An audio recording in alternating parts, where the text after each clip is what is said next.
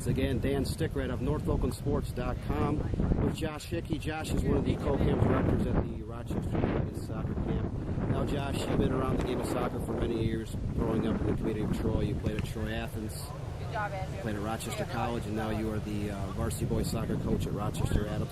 Kind of walk me through a typical camp, a sports camp, a soccer camp. What are some of the types of things you guys do here, and maybe some of the things that you guys do that might be a little bit different than some of the other camps that kids can choose from throughout the course of the summer? Sure. I guess I'll start with what's unique about this one. This camp's unique because it's really limiting the type of kid that's going to be here to the community. It's really a community-based camp. We incorporate all three high schools. That's why we call it Rochester United, Stony, Adams, and Rochester High. And any kid, boy or girl, can come, and we mix them all up, and they go through different stations, and at the end, we scrimmage. And I think the difference between our camp and other camps is that the focus is more on unity within the schools than it is, per se, even the game more so. Obviously, we're coaching the game, and each station has a purpose. We have an offensive station, defensive, SAQ, and then a technical footwork station. But really what we come out here for is to get the kids used to each other, involved. They get used to each other before the season starts. For the boys, it's really an intro into the preseason. And for the girls, it's a good segue from high school into club as well. And I know most camps that I've been a part of, and I've coached in other camps too, it's more of just a hodgepodge of whoever signs up from all over the place, when this camp is really more specific to the community. And even though we have a few kids from different areas, it's predominantly Rochester-based kids.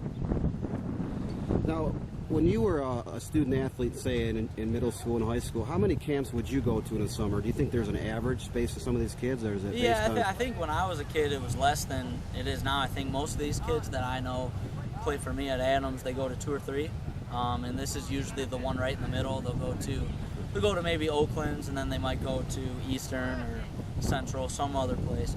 But when I was a kid, I just went to my community-based camp, Troy camp. That's really what I went to. But I think times have changed, and kids are trying to get looks at colleges, and they're going to the bigger camps. And I think this is a good segue into that, where it's not too expensive, where it's too much of a burden for them to be able to participate in multiple camps, but it's also not as strenuous of a camp where they're going maybe to get a look. Here they're coming and they know the coaching staff because we coach them during the year. And they're really coming for fun. They're coming to improve, but it's all about getting to know their classmates and even kids from different schools that they might not know.